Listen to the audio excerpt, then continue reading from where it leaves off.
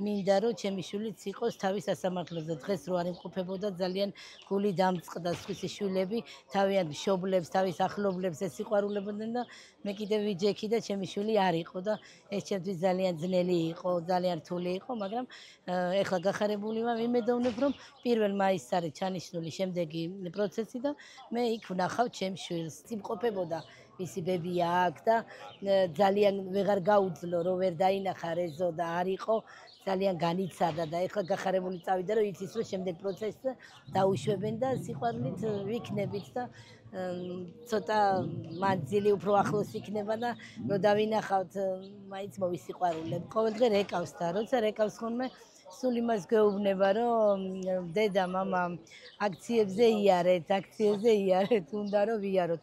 ჩემ მეუღლე როგორც შესაძლებელია დადის ხოლმე და მე ცოტა ჯანმრთელობა არ მეწყობს ხელს და აი ამ მიზეზით ვერ დავდივარ, თორე მთელი გული და სულით მე ახალგაზრდების გვერდზე ვარ და ჩვენი სინდისის პატიმრების გვერდზე ვარ და მათ გულში მატკივრობ და მინდა რომ ეს ყველაფერი კარგად დამთავრდეს და ვიცი რომ შედეგსაც გამოიღებს. როგორც ჩემი შვილი იტყვის ხოლმე რომ მალე სამართალი იზეიმებსო, ასე ამბობს ხოლმე ხშირად.